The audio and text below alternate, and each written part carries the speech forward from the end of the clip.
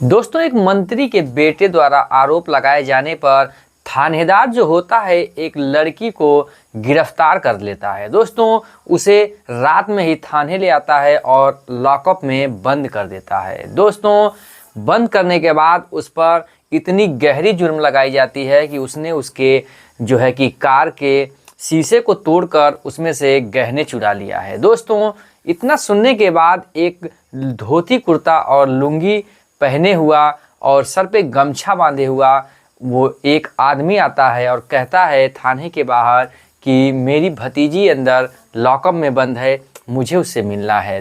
दोस्तों, कांस्टेबल है जो उसे थाने के अंदर जाने देता है और वहाँ पर जाकर थानेदार को वो आदमी प्रणाम करता है और कहता है कि साहब, ये मेरी भतीजी है और इसने कोई गुनाह नहीं किया है, इसे आप छोड़ दीजिए, ये इसे बाइज्जत बरी कर दीजिए। दोस्तों, इतने में थानेदार गुस्सा जाता है, कहता है कि तू मुझे कानून का पाठ पढ़ाएगा और मुझे बताएगा कि इसने कोई गुनाह नहीं किया है। इतना आरोप करने के बाद भी तू कह रहा है, तुझे क्या मालूम।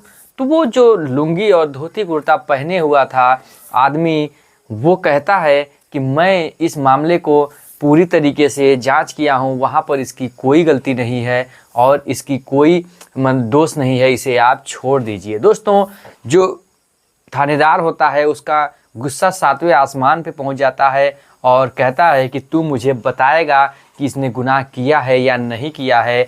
ज़्यादा अगर रुआब झाड़ेगा तो तुझे मैं भी अंदर कर दूंगा। दोस्तों, इतने में वो गमछा बांधे हुए आदमी कहता है कि बाबूजी, आप मुझे किस जुर्म में अंदर कर देंगे, मैंने तो किसी गुनाह ही नहीं किया। कहता है थानेदार कि मुझे जुर्म और सबूत बनाने में ज़्यादा टाइम नहीं लगते हैं, तू ज़्यादा बक बक मत कर, नहीं तो तेरा भी काम हो जाएगा।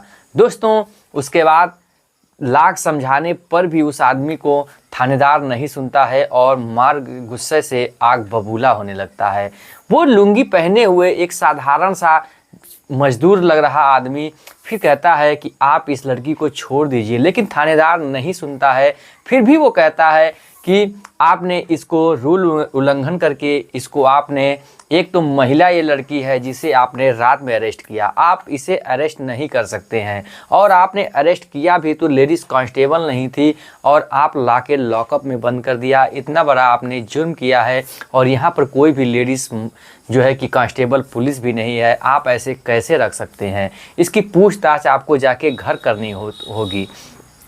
इतने में दोस्तों, वो जो पुलिस वाला होता है, जब नियम कानून ये जो कुर्ता पैजामा पहने हुए गमछा लपेटे हुए आदमी जब कहता है तो मारे गुस्से से वो आग बबूला हो जाता है और अपना झापड़ जो है उसको मारने के लिए उड़ा देता है। दोस्तों, जैसे ही झापड़ उस एक साधारण इंसान पर वो घुमाता है, तुरंत ही वो आदमी उसके हाथ को पकड़ लेता है। दोस्तों, एक हाथ पकड़ लेता है, उसके बाद अपने जेब से एक आई कार्ड निकालता है और सामने उसके ऐसे लटकाने लगता है। दोस्तों, जैसे उस आई कार्ड को वो थानेदार देखता है, मानो कि उसके माथे से पसीना छूट गया, जैसे कि उसकी पैंट ही गीली हो गई हो। दोस्तों, थर थर वो कांपने लगता है, पूरे थाने में कोहराम मच जाता है, पूरे थाने में सनसनी फैल जाती है। दोस्तों, पूरा थाने में हड़कंप मच जाता है। आखिर वो एक साधारण सा कुर्ता पैजामा और तौलिया लपेटे हुए, सर पे गमछा बांधे हुए कौन ऐसा आदमी है जिससे पूरा थाना जो है वो हिल गया। आखिर वो गरीब घर की बेटी जो मजदूरी करके कमाने खाने वाली, उसका जो चाचा था जो उसकी भतीजी बता रहा था, आखिर वो आदमी कौन था। वीडियो में सब कुछ जानेंगे और कवर करेंगे कि आखिर ये कहानी में इतनी बड़ी वारदात कैसे हो गई। दोस्तों, आपसे छोटी सी रिक्वेस्ट है कि चैनल पर नए हैं तो चैनल को सब्सक्राइब कर लीजिएगा, वीडियो को लाइक कर लीजिएगा, वीडियो को शेयर कर दीजिएगा, जिससे कि मुझे मोटिवेशन मिले और मैं अच्छी से अच्छी वीडियो आपके लिए ला सकूं। दोस्तों, चलिए वीडियो को करते हैं स्टार्ट और समझते हैं इस कहानी को। दोस्तों, ये कहानी है उत्तर प्रदेश ज़िले के लखीमपुर खीरी ज़िले की, जहां पर दोस्तों एक वी मार्ट प्लाजा जो है कि शॉपिंग मार्ट है, जहां पर एक पूर्व मंत्री का बेटा शॉपिंग करने के लिए जाता है। दोस्तों, वहां पर एक जो है कि निधि नाम की लड़की वहां पर जो है कि कार पार्किंग का इंचार्ज के पद पर वहाँ पर कार्य करती है। वो बहुत ही गरीब घर की वो लड़की थी जो कि चंद पैसों के लिए वहाँ पर कार पार्किंग की इंचार्ज की वो अपनी ड्यूटी करती है। दोस्तों उसका एक भाई होता है जिसका नाम नीरज होता है और उसके पिताजी जो होते हैं वो सुभाष होते हैं। दोस्तों इसका परिवार बहुत ही सिंपल होता है। उसके पिता और भाई रेलवे स्टेशन पर ठेले लगाकर चाय कुल्फ़ी नमकीन वगैरह वगैरह बेचा करते हैं। दोस्तों किसी प्रकार से इन लोगों का घर चल रहा था, लेकिन अचानक इनके परिवार में एक दिन ऐसी वो मोड़ आती है, ऐसा मंजर आता है जिससे कि पूरा परिवार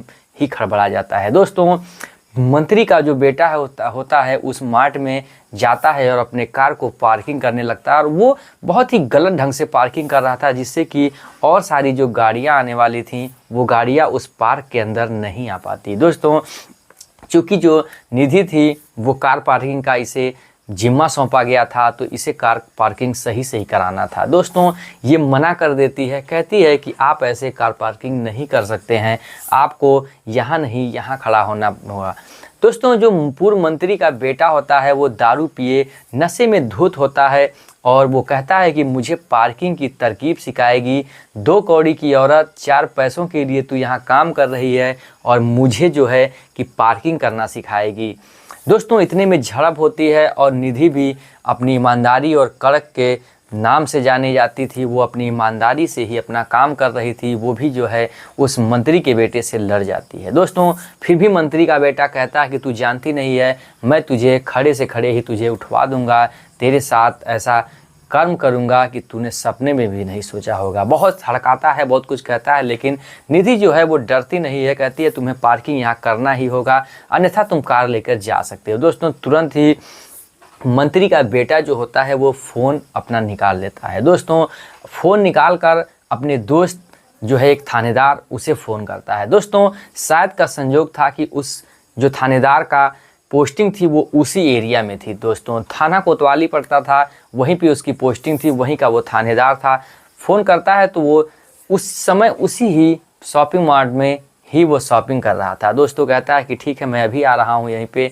जैसे ही पहुँचता है वो कहता है कि देख लड़की तू जानती नहीं है कि आखिर ये मंत्री का बेटा है और मुझे भी नहीं जानती है। तो वे कहती है कि मुझे तुम दोनों लोगों को जानने से क्या मतलब, आखिर में तुम लोग हो कौन? मेरी ड्यूटी है पार्किंग करना और सही सलामत से मुझे सिक्योरिटी देना और मैं कुछ नहीं जानती हूँ। अगर आपको ये अगर आता है तो करिए, नहीं तो आप यहाँ से जा सकते हैं। दोस्तों इतनी कहने के बाद ये कहता है थानेदार कि तुझे अभी मैं नियम कानून और सारी चीज़ें अभी तुम्हें अभी दिखाता हूँ। दोस्तों तुरंत ही फ़ोन करता है थाने में और कुछ कांस्टेबल बुलवाता है और उसे जो है कि चोरी के जुर्म में वहाँ से अरेस्ट कर लेता है। दोस्तों मंत्री का बेटा और थानेदार खुद मिलकर उसके कार के पीछे का शीशा तोड़ देते हैं और जुर्म कहते हैं कि इसने 5 लाख का लगभग में इसमें ज्वेलरी थी जो इसने चुराया है और उसी जुर्म में इसे अरेस्ट करके थाने पहुंचा देते हैं। दोस्तों किसी तरीके से वो निधि जो होती है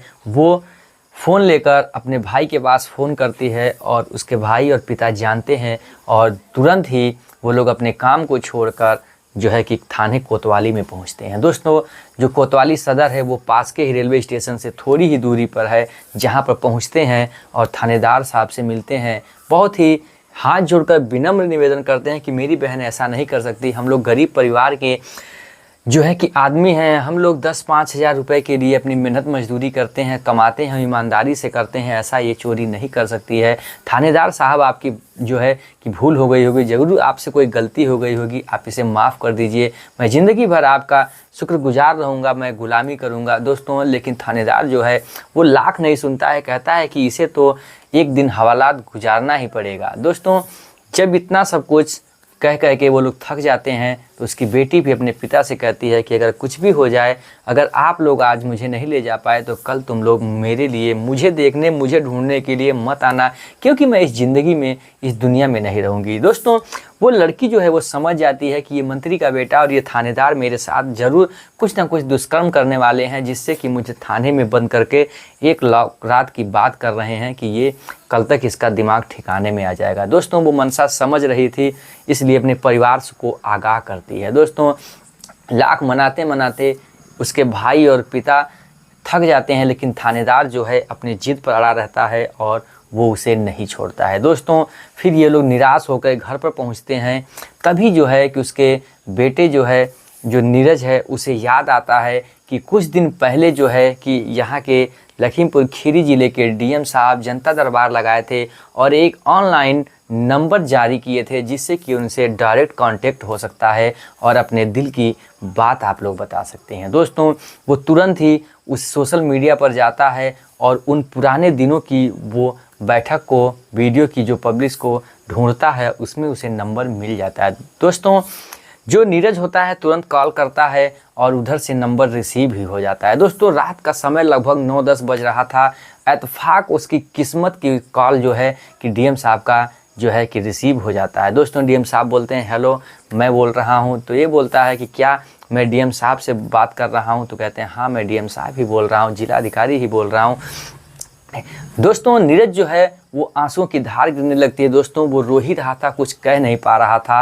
तो डीएम साहब कहते हैं कि आखिर बताओगे तभी तो मैं कुछ ही बात का संज्ञान में लूँगा, किसी कहानी को आगे तक मैं बढ़ाऊँगा, उसे जो है कि उस पर कानूनी प्रक्रिया करूंगा। तुम्हारे रोने से तुम्हारे इंसाफ तो नहीं मिल जाएगा। दोस्तों वो सारी प्रक्रियाएं बताता है, थाने कोतवाली का जो सदर का, वो सारी वारदात वो बताता है, पूरी कहानी का।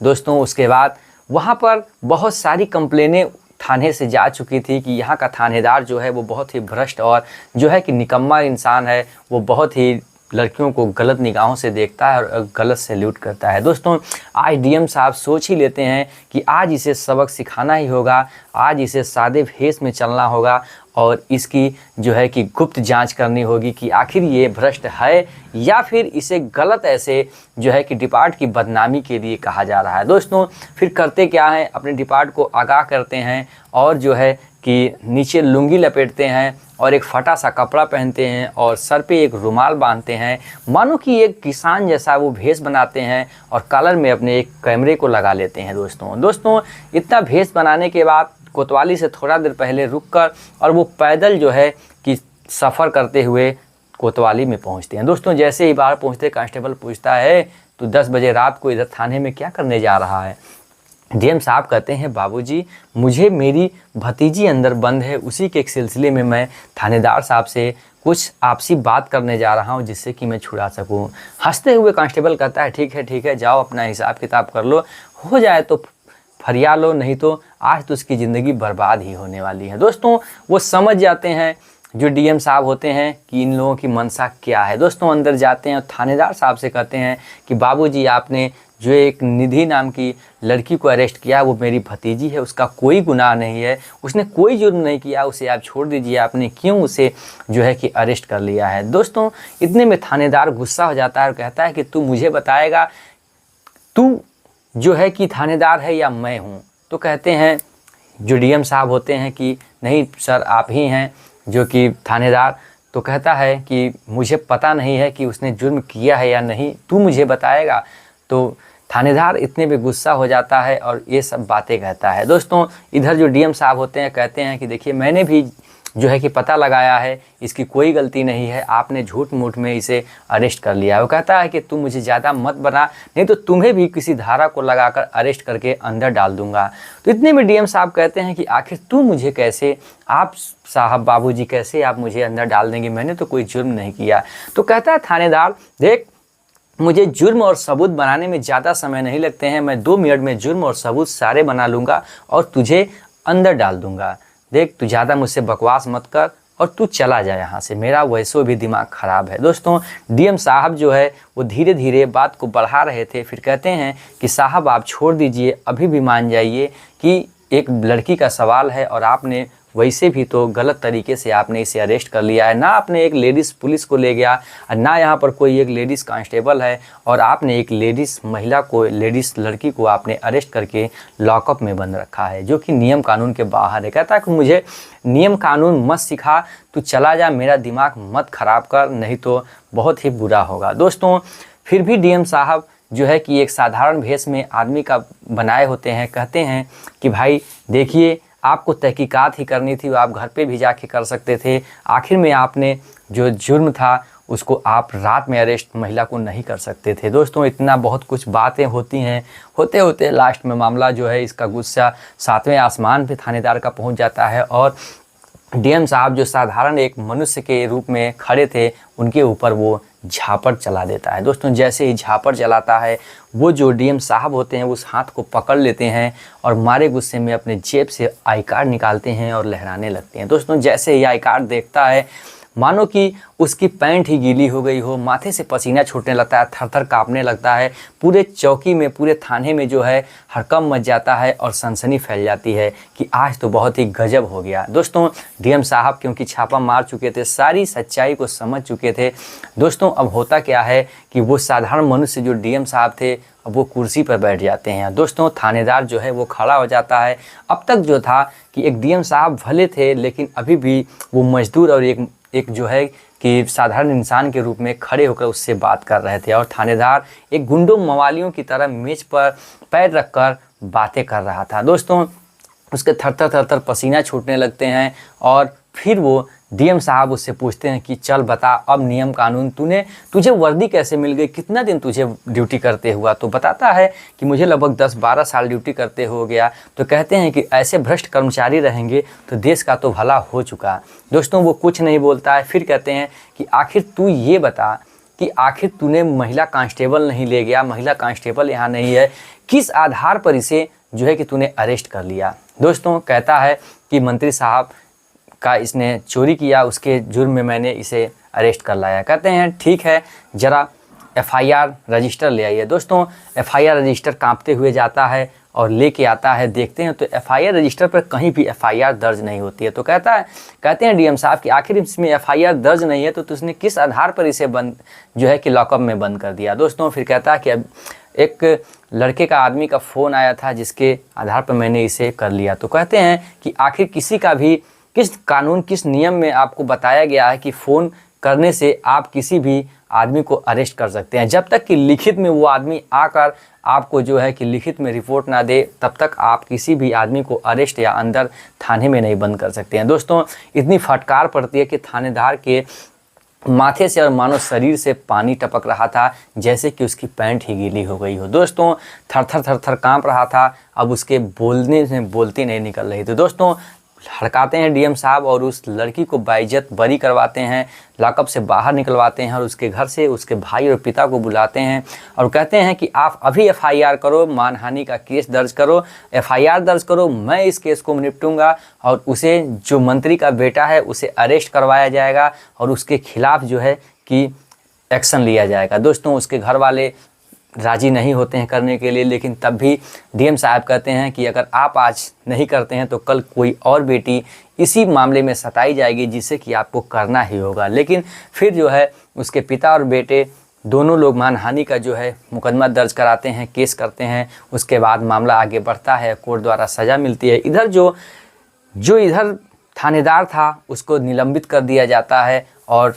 जो है कि वही एक थाने में भ्रष्ट कर्मचारी था और 1-2 लोग और भ्रष्ट थे, उन्हें भी वहाँ से ट्रांसफ़र सस्पेंड कर दिया जाता है। और उसके बाद एक नई टीम की गठन की जाती है और थाने में एक नया जो है कि दरोगा आता है, नया एक जो है कि थानेदार आता है, जिससे कि थाने में बहुत ही अच्छी खुशहाली हो जाती है और अच्छे से जो है कि क्षेत्र का और मोहल्ले का जो है कि व्यवस्था चलने लगती है। दोस्तों हमारी ये कहानी सुनाने का उद्देश्य किसी भी प्रकार का ठेस पहुंचाने का नहीं है, किसी समाज या किसी के हित में नहीं है। मेरी कहानी सुनाने का उद्देश्य ये है कि ताकि आप भी इन लोगों से, इन चीज़ों से बचें और इन बातों से जागरूक हों कि आखिर में आपका अधिकार क्या है, आप किस अधिकार तक आप लड़ सकते हैं। दोस्तों हमारी कहानी सुनाने का उद्देश्य यही है कि आपको पता होना चाहिए कि मुझे कितना पावर है, मैं किसी अधिकारी से कैसे बात कर सकता हूं और नहीं छोटा अधिकारी मानता है तो मैं बड़े अधिकारी से कैसे रिक्वेस्ट कर सकता हूं। दोस्तों फिर मिलेंगे ऐसे ही इमोशनल और इंटरेस्टिंग कहानी को लेकर। तब तक के लिए जय हिंद, जय भारत, वंदे मातरम।